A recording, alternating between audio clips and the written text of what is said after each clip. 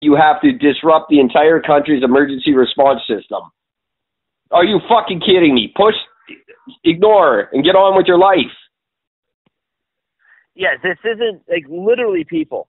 Your fucking sleep. The fact that you have the option, you can turn your fucking phone off. Knock the ringer down. Why is your fucking ringer up so fucking loud?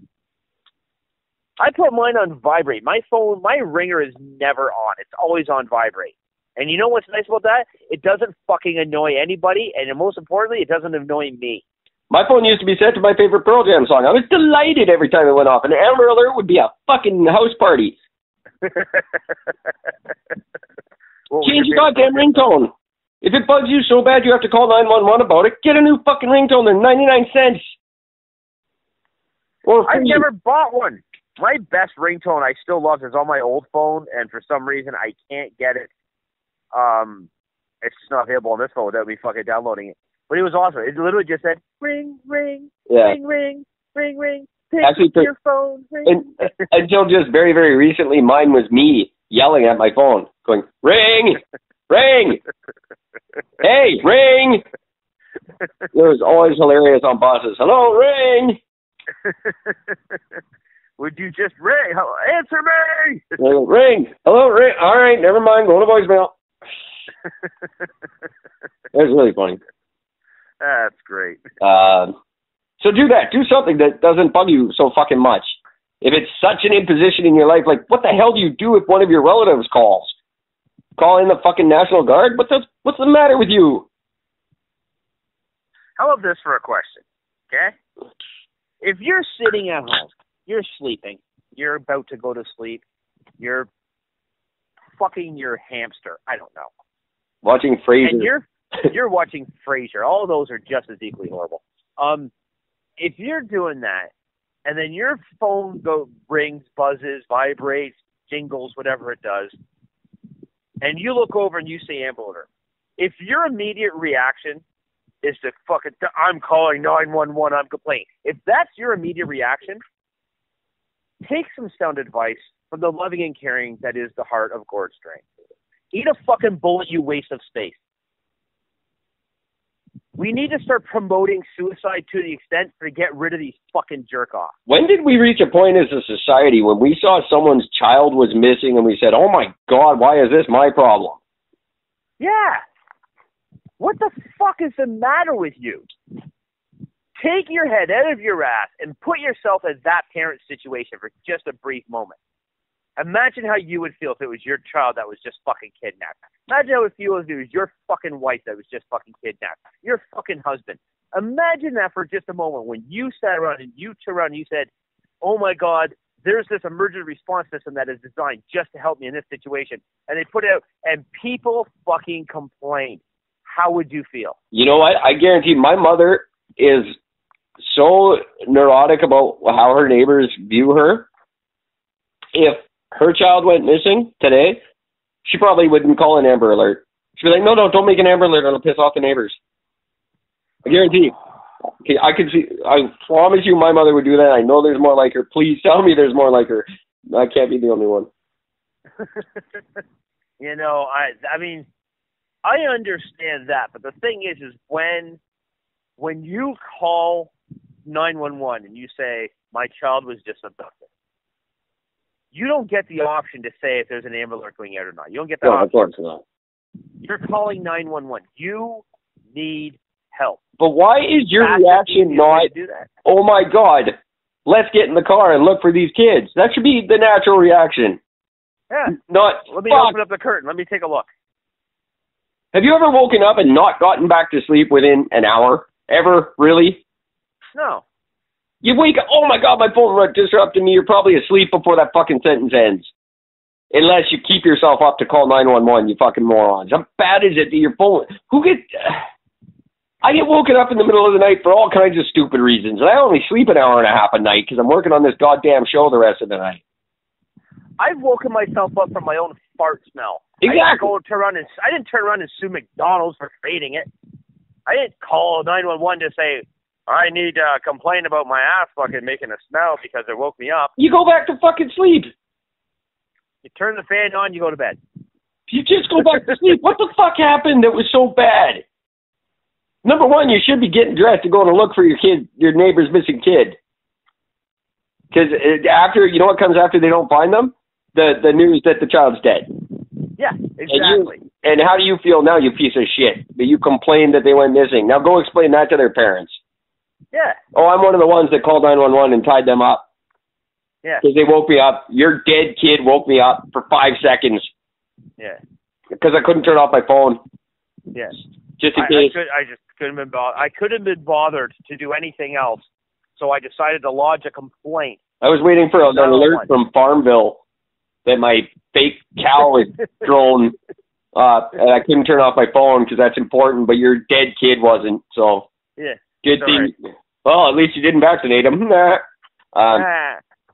But I say, what we need to do, and that this should be, I mean, first of all, this already exists. I know it exists in Canada. So the fact that this is happening blows my mind because it is illegal to call 911 to lodge a non-emergency complaint. It is only punishable by law if you do it repeatedly or if you do it maliciously. Like if your intent is, if you actually intend to disrupt the service, and that's why you're doing that. The only way the Crown will. I looked this up today. You have to do it repeatedly, or you have to do it maliciously. That's the only way they'll charge you. Now, for the record, do you know why that law is in place? Because you get those adorable children that will call 911 because they have a math problem. Yeah. And those are adorable. They're heartwarming. I mean, again, yes, you're tying up the space, but you know what? They're endearing because, you know, the kid's trying to get his fucking work done, and it's cute. But if you put a blanket fucking ban on it, but I say that anybody over the age of, I don't know what, say 12. 12 is always a good age. I like that. 12 is a great age. Anybody over the age of 12, if your fucking phone buzzes and you fucking call 911, if you call 911 to complain, if your reason you're calling 911 is to complain, not because there's, you know, again, 911. If you're at home and your neighbor's music is too loud, you don't call 911, you call the local police station. Don't call 911 for that. The counter, just to play devil's advocate, the Crown says, number one, they don't want to, like I've said the whole time, they don't want to discourage people from calling 911. And they think imposing a fine, people under normal circumstances might get confused and not call because of the fine. So that's one reason to avoid it. The other justification for avoiding it is there is no punishment that would be a deterrent and yet be reasonable for that kind of a crime. It would be any punishment they imposed would be too much for the crime. It's that the punishment would outweigh the consequences of the punishment would outweigh the cost of that missing that call. Really? Yeah. So say $1,000 fine is $1,000 is worth more than a person's life. Well, they're saying $1,000 isn't that much of a deterrent. People might still call anyway. I mean, anything that would be powerful enough to be a deterrent would be too much. I know that's silly, but I think $1,000 is a really good fucking start. I think it's a great start. And you know what? I don't need the government to make my decisions for me because one day I'm going to be the government. So here you go, Canada. Every time you call 911 for a stupid reason and I find out about it, you owe me $1,000. You get a $1,000 Eric and Gord fine, and we'll collect. And not only that, but for the record, for those fines, your interest is 1,000% interest daily. There you go. That's how that is going to work. And we'll call you out on the show. So I think that's the way they do it. You keep the fine at a minimum, medium sort of thing, like $1,000 fine, but you put an extreme high fucking interest rate on it. Well, look at the $1,000 fine. You got 2 months to pay it off. If you don't pay that off within 2 months, your interest rate is like I said, 1,000% fucking interest. Look at how police do it with tickets. When you go, oh, okay, I got this ticket. It's for $185,000. But if you pay within 7 days, it's $12.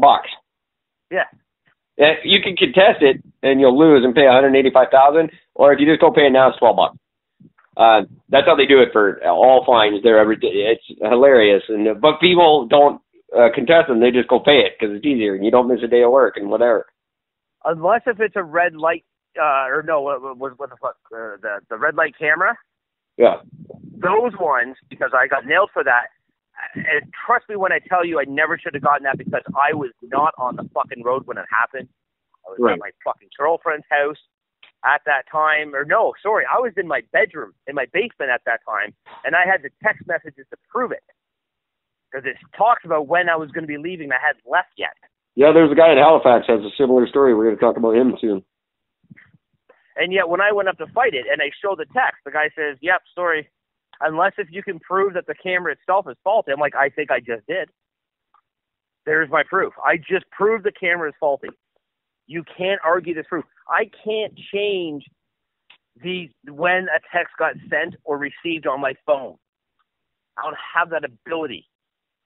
There it is. You can see every text I've had with this fucking woman. There's all the text. There's all the messages. There's the date and the timestamp. There's proof. Oh, I feel 12 minutes before that camera went off, I was in my bedroom, laying down in my bed. I cannot get from that point to the other point in 12 minutes. Maybe 12 minutes before that you were in your car lying to her and saying you were in bed, but you weren't. Sure. Maybe. You want to, but again, burden of proof is on you to prove that that's what I was doing. My fucking cell phone states. My conversation, read the conversation, it states. Couldn't agree more. Because I was on my way to her fucking place. I couldn't agree more. And I haven't had my chance to go to court to contest my drinking in public fine either.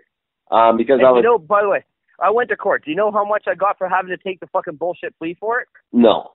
It was a $280 fine. Do you know how much I got knocked down to? No, I don't.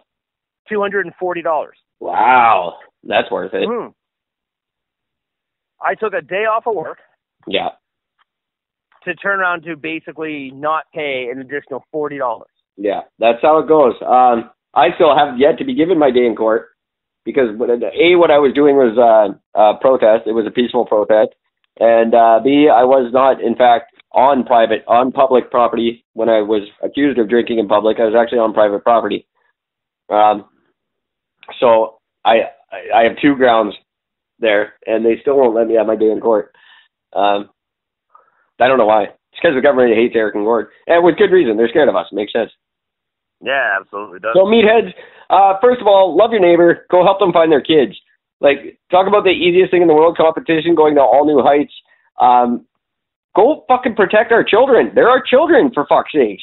Care about them. They're the future. When a kid goes missing, people should freak out. I remember when Michael Donaghy went missing. I was not much older than him. Never found, by the way, Michael Donaghy. He's still missing. But the whole province was out looking for that kid. And he was an island kid. He was probably still on the island. We didn't care. We all went and looked anyway. A girl went missing in Kelowna when I was a teenager. Mindy Tran was her name. Killed by her next door neighbor, but they never found her for months. Shannon something was his name. That always sticks out in my head when men are named Shannon. But anyway, the point is, all of Kelowna rallied and went looking for Mindy Tran. I went looking. There was giant search parties. The whole city banded together looking for this little girl. Again, a tragic result to that one. But nevertheless, if we got an Amber Alert, we got our flashlights and our jackets, and we went looking. That's right. The Amber Alert isn't something to annoy you. It's something to get you to open your fucking eyes because maybe you saw them and it didn't register in your memory until you get that Amber Alert and you go, oh, fuck, I saw that dude with that girl. He's at the fucking Walgreens when I was finger banging a cheerleader in the parking lot, whatever. Maybe you're sitting at a set of lights and that car was sitting beside you and you happened to look over. Fuck, I saw that fucking car. Yeah, the Amber Alert, that's what it jogs your memory, and then you help your neighbor, and then a kid lives. Is that not worth a few seconds of sleep? I know people nowadays are saying sleep is the most important thing in the world and you'll die if you don't get 8 hours of sleep. Well, no, fuck you. It's sleep. You lose a ton of it for way stupider reasons than the life of a child. I know people that wake up at 2 a.m. to watch soccer, for fuck's sake. Yeah. I mean, Save a kid. Fuck. Fuck you, people. Fuck you. That's who you are, you sons of bitches. You would rather have a dead kid on your hands than a phone